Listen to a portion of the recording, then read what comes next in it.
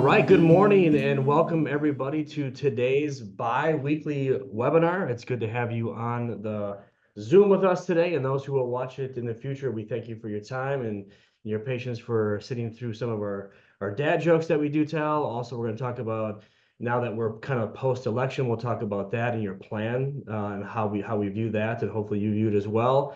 We'll hear from our team of experts here as well about the markets and planning ideas. Of course, Mike Mann will probably talk about the Fed for a little while. I know it might be one of his favorite topics to talk about of all time, which we do appreciate all that knowledge that Mike brings to us and all of you as well. So we appreciate that. Today actually is a very interesting day. It's called World Kindness Day, actually. I saw this come through an email. I saw it online as well, but the school system really recognizes National Kindness Day, World Kindness Day. So today is one of those days where if you have a chance, which you probably already are, of course, but maybe go above and beyond, maybe some kindness, maybe compliment somebody, maybe help someone out that maybe they need, or just go a little bit above and beyond. And they're gonna be like, well, what are you doing? Be like, well, today is, of course, World Kindness Day. So there you go on that piece right there. So I mean, we had a wonderful holiday season. It's very spectacular, if you will. It's behind us right now. Looking forward to the holiday season and coming up on Thanksgiving. Always a good chance to practice gratitude. It's kind of gratitude season, I call it, right? Being thankful for things. And of course, as you know, our team and you, we love to go big, beginning gratitude. So I will give my gratitude to the team right now. I think that our team is phenomenal. I think that we work hard. I think that they work hard, and I think that they're trying to really, we all are trying to give you the best experience possible.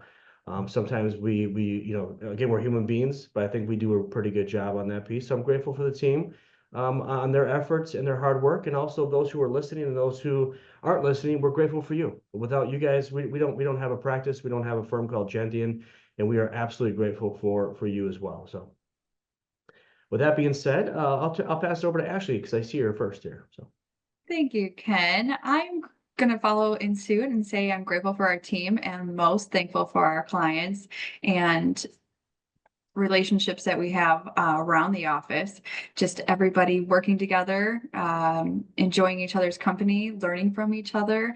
It's just something really I'm very grateful for, and I want to express that to our team. So thank you. And thank you to our clients for always showing up, participating, keeping us in check, and making sure we follow through with all the wonderful things that we have to offer. So thank you.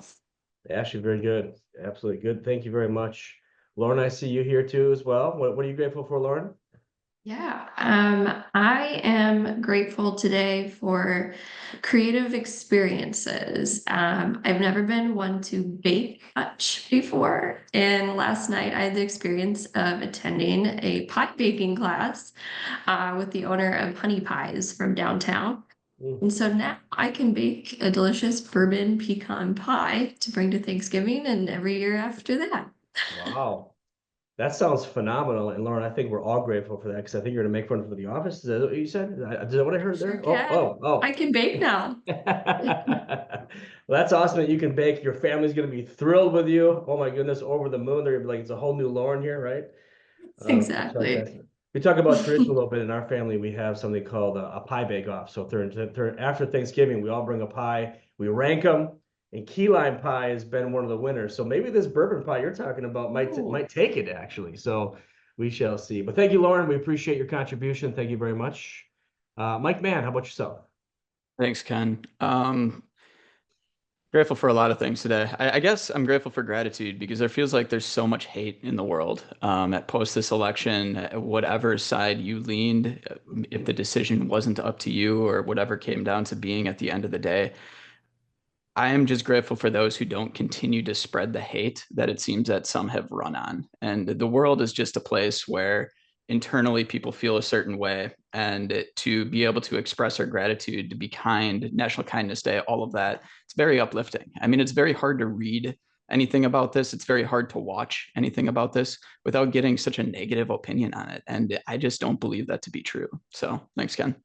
Yeah, Mike, there's actually a little saying, I said it before here. So I can actually tell if people are judgmental just by looking at them. And that's the point we're trying to get away from here on National Kindness Day. So some people are very judgmental. You look at something, you hear something, and boom, all of a sudden you think it a certain way. And so hopefully World Kindness Day can thwart that for at least 24 hours here. So thank you, Mike. We appreciate you and your contribution as well. Michael Birschbach, how about yourself? Thanks, Ken. I'm grateful for something very specific this morning, but I'm moving 1 month from today, and it's a little bit different of a layout than I have now. So I'm going to have to, unfortunately, get a lot of new stuff. So being a planner by nature, I've started to think about that already. Talked to my mother Monday night this week, and surprisingly, they are getting new furniture. So I am going to reap some of the benefits at a very low cost from their old furniture. So pretty excited to save some money. I've moved a lot of times in my life, and I feel like every single time I underestimate what the cost is going to be, but maybe we'll be a little bit closer this time around. Thanks, guys. There you go. Thank you, Michael. We appreciate that. Moving's always an interesting piece. Always time to kind of get rid of stuff and add stuff, right? So some of you who are watching right now, you've talked about downsizing, getting rid of things we don't necessarily need sometimes. And it's always a painful experience because it's like, hey, you go through all these things and do we keep it? Do we not keep it? And sometimes it's good just to kind of clean house once in a while. So thank you, Michael. We appreciate your contribution as well. Ryan Carroll, how about yourself after running 50 miles? How are you feeling today? Good morning, Ken. Yes, I'm feeling pretty good, honestly. I'm very grateful for that. But I really want to have a little bit of gratitude this morning for my 7-year-old daughter, who keeps me very humble with her witty response when I got home. She knew that I had signed up for a 100-mile race. And when I told her, hey, guess what? I ran 50 miles yesterday, she said to me, oh, so you didn't do the whole race? And she had absolutely no qualms with busting my chops like that. So Right. she's got some wit and she's got some sass, and she's only 7 years old, so I see it growing. Yeah, for sure. We appreciate you, Ryan. It's a heck of an accomplishment. And kids are funny. They tell the truth, don't they? It's funny how they do it, right? And it's actually pretty funny. So we appreciate that. Thanks for your contribution as well, Ryan, and all the stuff that you do. Ryan is the guy who you don't know who knows everything about you, because he helps prepare some of the client review meeting packets and the note sheets, and he helps us get ready for the meeting to come in and have a nice conversation with you all. So that's one of the things that Ryan does as well. Also portfolio management too. So yeah, thank you guys for going big. Of course, this is a one-way. I can't hear what you all have to say that are watching right now, but we always enjoy your gratitude and the things that you're grateful for. So please keep sharing that, because we do learn a heck of a lot from all of you and the things that you go through, your families, what you experience, and how you view the world as well. So we appreciate you very much. So we're post-election. Here we are. Thank goodness there's not a lot of things showing up in the mail anymore, except for bills apparently. But again, all the text messages that we get, so all these things, right, that we were getting, it was just a barrage of this. It's all gone. It's all done now. And so here we are. The markets have responded. The markets like clarity. So we find that to be an interesting piece here. So what it is that there's a little bit of certainty right now. We know the direction we're going. Again, everyone has an opinion on that direction, and that's wonderful. Have that opinion and believe the policies you believe. It's wonderful. Let's always try to bring that back to drawing the line between what we believe in our policies, and also draw that line between financial planning and investments. We've seen it work out well for people that can draw the line. We've also seen a handful of times where it hasn't worked out so well on making that line drawn, if you will. It's a tough one to do. It really is. We all believe a certain way, and it's wherever you believe, it's just wonderful. We appreciate it. We just come to realize that sometimes when you look at that, drawing the line is the important piece. So we've built your plan for this. We have built your uniquely diversified portfolio because of times like these. Again, high interest rates, low interest rates, politics, wars, contagion. Of course, these are things that happen, and we've built a portfolio that is very diversified for you to get through these times. This too shall pass, whether you think it's a good time or a bad time. This too shall pass. There hasn't been a really good time to sell, if you think about this, in the last 50 or 60 years of the markets. Take a look at the history of the markets for the last 50, 60 years, and you're very pleasantly surprised at the returns that it has given us in these great companies that you have your money invested in. So when you look at that, it's good point to say, okay, do we sell? Why do we sell? Do we need to sell? And all it is that if we need the money, of course we need to sell. But if it's because of other reasons or other factors or opinions, or I think this is going to happen, that typically hasn't been a good result based on the history of what we've seen so far. So we're here for you. If you have questions about things that are happening, if you have questions about what we think, if you have a feeling a strong way or another way, we're here for you. We'd love to talk through it, understand why you're thinking the way you're thinking, and see where it goes. So we appreciate you, appreciate your point of view. Someone else told me this one too. This isn't a book. Chris read this book. I read this book. It's an Empire of Wealth, and we are an economic engine loosely knit by politics. I think it's a great statement. Chris always says it's wonderful. It's so true. It's about the book. And sometimes the media flips it the other way, where the media has us thinking sometimes it's politics by a loosely knit engine, if that makes sense. But we really are an economic engine. There's some of the best companies in the world.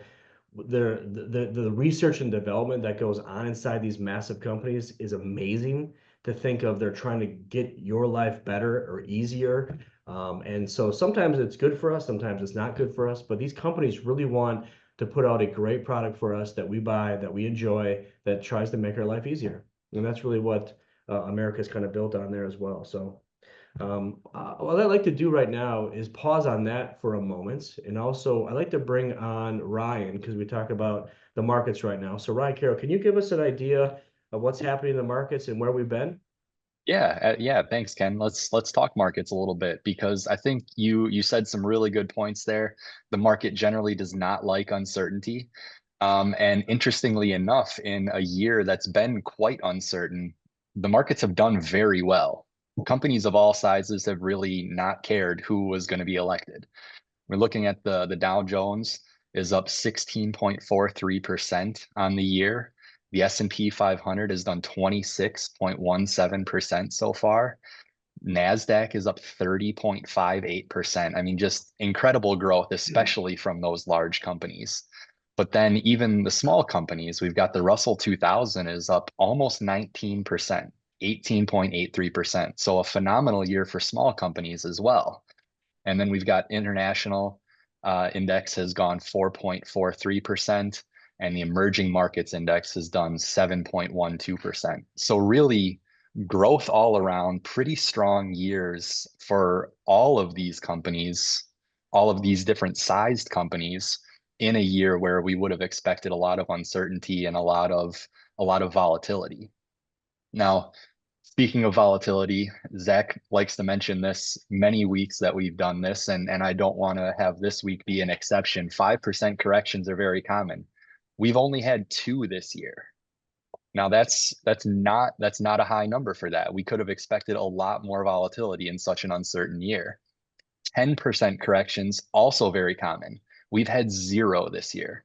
On average, over the last 30 years, we have 1 about every 18 months. So not a prediction, but I think the statistics, the odds would be in favor of us having a larger correction in the not too distant future. Hopefully we have a nice smooth ride, but you never know. And the statistics would suggest that we might see a 10% correction, or maybe even a larger one in the not too distant future. So yeah, just to kind of support what you said there, Ken, the markets don't like uncertainty. Now we've got some direction. We know who our leadership is going to be. So who knows? We'll see what the market feels about that as we go forward. Yeah, thank you, Ryan. We appreciate that. We listened to a professor and also an economist, Dr. Jeremy Siegel, yesterday. It was very heady. It was very PE ratio driven. It was very, very good. It was very technical. What we took out of that, he's a Wharton School of Business professor. So he has some credibility. He wrote a book that we all love and we've read like maybe 5 or 6 times, called Stocks for the Long Run, where the money gets made in great companies over time. That's really what that book is all about. But he actually lent some on the Magnificent Seven he was talking about, and how that makes up the S&P 500, and how much these Magnificent Seven companies have powered that index big time, like big time. When you take a look at what he basically said, is that if you take a look at where the markets are today, it might be a touch overvalued, he said, basically. But if you strip out the Magnificent Seven, they're undervalued. So that's how powerful these 7 companies have become. And it's interesting. We've never seen it before. We've seen the likes of GE in the past, right? We've seen these Exxon Mobil companies be powerful. We've never seen 7 of them kind of dominate at the same time, which is a really interesting factor that Jeremy Siegel brought up. And he, like I said, he's from the Wharton School of Business. So it'll be interesting to see what happens. We're a little bit of unprecedented territory with these Magnificent Seven companies and what they're doing. So it's good point, Ryan. We appreciate your insight there on the markets. I'm going to hand it over to Mike Mann, and let's hear what's going on with the Fed and other things, Mike. Yeah, thanks, Ken. Piggybacking off of kind of what you said, I think it's very interesting. A stat that I heard early this year that NVIDIA, one of the Magnificent Seven, they continue to grow at the rate that they are in about 3 to 4 years, that would be larger than the entire investable universe. We talked about certainty that just came up in the market, kind of like that breath. The market let out a sigh of relief now that they know more of the direction of what could potentially happen and what they could probably plan for. Companies are kind of gearing up for potential higher prices, depending on if the tariff idea comes through with the new administration. We'll see what happens. There's a lot of bodies in the government that has to pass through. And I don't just mean the fact that the Republicans now control one half of the half of the government, or the government in general. There's still a lot of people that have to pass these laws, and it doesn't mean that their individual opinion is always going to align with the presidential elect. So there's a lot of smart people who can help make decisions that can push the economy forward, even if you don't agree with some of the things that who's running the show, if you will, it has to put forth. So there's a lot of hope there if you think about things in different ways. But regardless of gearing up for that, we've seen inflation stay steady over the last week or month here. Since the last report, it's still increasing at a 0.3%. That's where it was previously, staying steady even with the Fed rates cuts. It's showing good things as far as inflation control is concerned, and what has been done seemingly is working as far as inflation being controlled at this point. Now we start to get to more of the uncertainty. Now with the Federal Reserve, there's this Federal Reserve Watch tool, which is incredibly interesting to look at. You can Google it, look it up. It'll give you the countdown timer. That's what I quote when I'm always like, oh, the Federal Reserve will meet in 35 days, X amount of hours, and however many seconds. That has an expectation that the market is feeling with the next Federal Reserve rate cut. And at the first point in this year, there is uncertainty. So the market right now is looking at a 70% chance. That doesn't sound too uncertain, but believe it, it really is. I mean, talk about the Brewers this last year. I'm sure they were at about 95% certainty to beat the Mets before they blew it in the 9th inning. So how could this change? Well, we talk about markets in general, analysts, and the last thing I'm going to leave you with what you read and everything that's out there, because analysts are always projecting, looking, seeing what could happen going up. Projection for this year by a very well-known analyst has had to raise their price target for the S&P 500 3 times from where they started in December of last year. Originally, they were looking at about 5,200 as being the price point for the S&P. They're flirting with 6,000 now. They just raised it to being 6,200 for their price target throughout the end of the year. So talk about analyst predictions. I mean, when you take a look at how off they can sometimes be, the so-called experts, take everything with a grain of salt. It's important to stay up and just knowledgeable about what's going on. They're great things to read. They're very smart people, but they're not 100% correct or even slightly correct in some regards. So we watched the S&P have a really good year in a year that was projected to just be kind of flat. So it's interesting to see. Don't put all your eggs in one basket. Be open-minded and look forward to whatever's going to happen in the future. Thanks, Ken. Mike, we appreciate that. That's always great stuff, and it's funny about the analysts that you bring that up. So, Jeremy Siegel, actually, again, we're not in the business of prediction by any means. We don't predict things. It's the future. We have no idea of the future because it's unknown, because it's the future. But when you take a look at this piece, though, Jeremy Siegel thinks that over the next 5 meetings that the Fed has between now and the end of 2025, that there's going to be maybe 2 of the 5 where there may be a rate cut, but it's not going to be what everyone's thinking based on where inflation is right now, where the bond rates are right now, and where they want to have real inflation rates to be. So it's kind of interesting to see all this. So everyone's hoping for the rates to come down, especially in the real estate arena. They want the 30-year mortgage to come back down into that 4 and 5 range. And Jeremy Siegel says that may not happen. But again, that's a prediction. We have no idea. He has no idea. even with all the information at his fingertips. But these are just some of the things that people talk about. And we like to bring it to your attention of things that are out there and what to be aware of and what not to be aware of as well. So we appreciate that. Before I hand it over to Ashley here, it's with Thanksgiving coming up, traditions in the air, family may be coming into town. And here's what I heard recently as well. If pilgrims traveled on the Mayflower, what do college students travel on? Scholarships.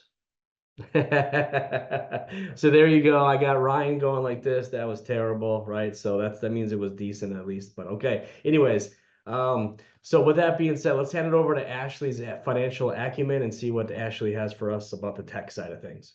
Yeah, thank you, Ken. I wanted to touch on a few ways to save using the technology that you already have.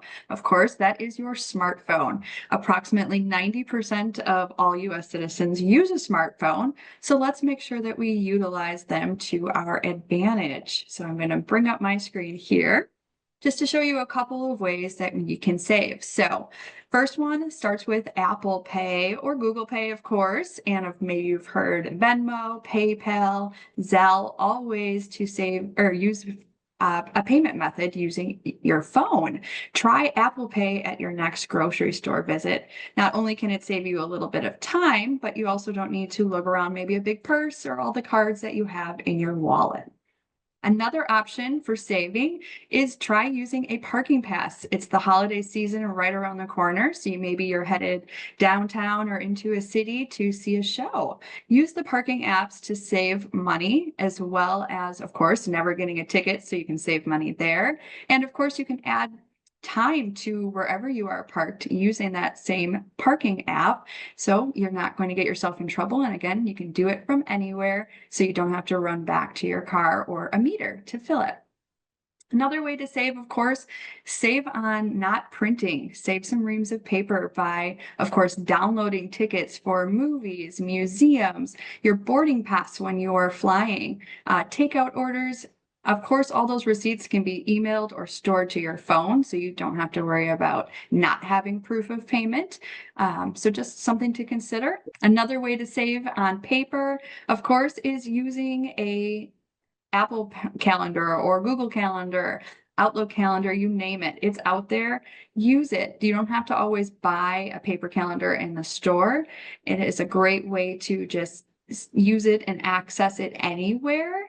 Along with that goes paper maps. You can ditch all those maps potentially in your glove compartments or lying around the house. Make sure you're utilizing your Apple or Google Maps. And of course, you never get lost that way. So never miss anything again. And the last one I just wanted to touch on is your to-do list. So we all have those packets or pads of paper lying around for those checklists that we want to, things we want to accomplish, errands we need to run, gift ideas. Try using your Note app on your phone. Again, this can be accessed anywhere, anytime. Maybe it's January and some family member reference a gift. You can make a note of that really quickly, and then of course reference it back when you're holiday shopping for that person. Another way, a smart way of using it is just household maintenance. Of course, we all have those filters downstairs in our basements that have to be replaced. I always forget the size and what numbers those are. Put a note in your phone, and when you're at Home Depot or wherever you're shopping for those filters, you'll know exactly what you need to pick up. So just a handy note place and a quick reference point. So thank you, and back to you, Ken. Ashley, appreciate that. That is all great stuff right there using tech. It's kind of funny. It reminds me of two things. Number one, this dad was walking around with his son and they're about ready to get to pay somewhere. And the son goes, "Hey, Dad, just pull your wallet out." So he starts to reach into his back pocket to get his wallet out. And the son says, "No, it's on your phone." And the dad's like, "I didn't even know there was a wallet on my phone. It's in my back pocket." So that's kind of funny too, when you talk about wallets on phones and saving credit cards to your phone. It's a funny one. Also, be careful about the notes. Apparently, I was writing out my Christmas list for my wife, Sarah, and I put some ideas down because throughout the year, she tells me things, so I write them down so I don't forget about them. And next thing you know, I realized that we have shared notes apparently on our phone. And she's like, "Hey, Kenny, I know what you might be getting me for Christmas." I'm like, "How do you know that?" "Because of our shared notes." I'm like, "Oh, missed that one, of course, right? So kind of funny, but actually great stuff. Thank you for bringing that to our attention, and we certainly appreciate that. So that's wonderful. Michael, how about yourself on some planning ideas for us? Thank you, Ken. Today, take a step aside from the markets to talk about planning ideas before we wrap up here today, but mainly just want to talk about 401ks and use a hypothetical example for us today. So just bear with me. But over the past handful of decades, there's been a big shift in the retirement plans that companies offer, from pensions to now what we're seeing in 401ks. A lot of retirees that we see now may have one of each, of a pension or a 401k. In some cases, they have both, but there's very few pensions outside of government jobs that are being offered today. There's a big benefit to contributing to those 401ks while you're working to lower your taxable income for that year, potentially get a company match. And it's a really important step to take as you start those working years. But if you combine that over a long, successful career where you're advancing, making more money, still getting those matching contributions from your employer, and in some cases, them giving you company stock in your 401k, that's appreciated. There's a pretty good chance over the course of a 40 or 50-year career that you've amassed a pretty sizable nest egg in your 401k, which is great. But what a lot of people don't consider, what's coming down the road, is something called required minimum distributions, which essentially the IRS has a life expectancy table, takes your account balance and divides it by the number that they come up with and says, once you turn 73, which down the road will be 75, each year you have to take a certain amount of money out of your 401k or IRA, which counts as taxable income for you. So in this example that they used, someone who was 38 and single, had a generous company match, worked for 30 years, saw really high growth in their account. And when they retire, get to age 73, their account's worth $5 million in this example.